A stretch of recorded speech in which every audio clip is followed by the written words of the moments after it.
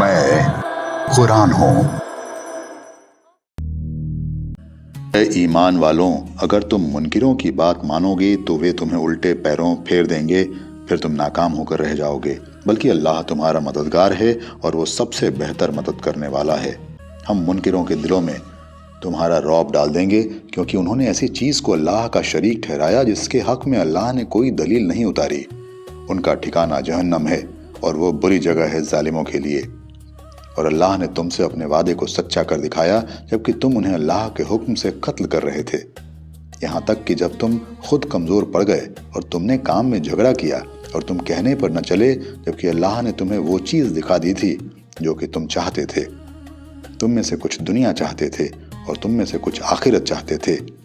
फिर अल्लाह ने तुम्हारा रुख उनसे फेर दिया ताकि तुम्हारी आजमाइश करे, और अल्लाह ने तुम्हें माफ़ कर दिया। और अल्लाह ईमान वालों के हक में बड़ा फजल वाला है।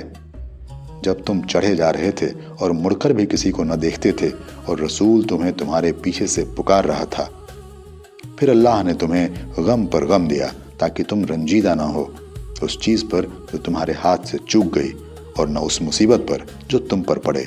और अल्लाह खबरदार है जो कुछ तुम करते हो। फिर अल्लाह ने तुम्हारे ऊपर गम के बाद इत्मीनान उतारा, यानी ऊँघ की। इसका तुम में से एक जमात पर गलबा हो रहा था और एक जमात वो थी कि उसे अपनी जानों की फिक्र पड़ी हुई थी। वे अल्लाह के बारे में हकीकत के खिलाफ ख्यालात, जाहिलियत के ख्यालात कायम कर रहे थे। वे कहते थे कि क्या हमारा भी कुछ इख्तियार है? कहो, सारा मामला अल्लाह के इख्तियार में है। वे अपने दिलों में ऐसी बात छुपाए हुए हैं जो तुम पर जाहिर नहीं करते। वे कहते हैं कि अगर इस मामले में कुछ हमारा भी दखल होता तो हम यहाँ न मारे जाते।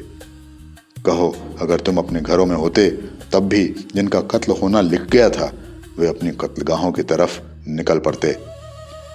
ये इसलिए हुआ कि अल्लाह को आजमाना था जो कुछ तुम्हारे सीनों में है और निखारना था जो कुछ तुम्हारे दिलों में है। और अल्लाह जानता है सीनों वाली बात को।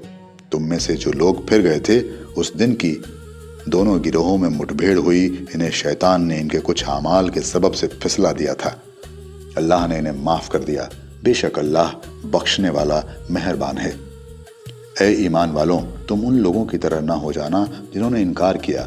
वे अपने भाइयों के बारे में कहते हैं जबकि वे सफ़र या जिहाद में निकलते हैं और उन्हें मौत आ जाती है कि अगर वे हमारे पास रहते तो न मरते और न मारे जाते, ताकि अल्लाह इसे उनके दिलों में हसरत का सबब बना दे। और अल्लाह ही जिलाता है और मारता है, और जो कुछ तुम करते हो अल्लाह उसे देख रहा है। और अगर तुम अल्लाह की राह में मारे जाओ या मर जाओ तो अल्लाह की मगफिरत और रहमत उससे बेहतर है जिसे वे जमा कर रहे हैं। और तुम मर गए या मारे गए, बहरहाल तुम अल्लाह ही के पास जमा किए जाओगे। ये अल्लाह की बड़ी रहमत है कि तुम उनके लिए नरम हो। अगर तुम तुंद खू यानी कठोर और सख्त दिल होते तो ये लोग तुम्हारे पास से भाग जाते। बस इन्हें माफ़ कर दो और इनके लिए मगफिरत यानी माफ़ी मांगो, और मामलात में इनसे मशवरा लो।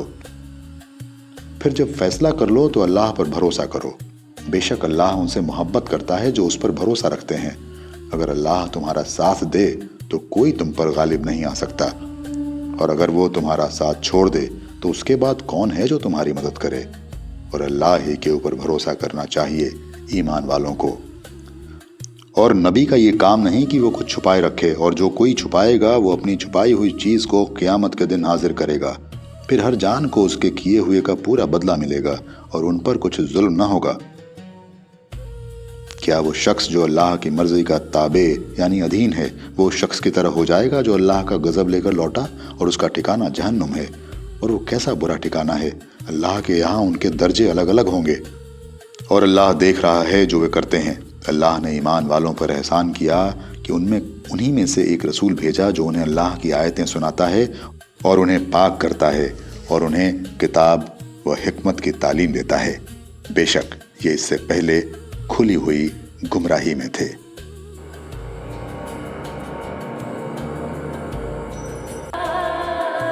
मैं कुरान हूँ।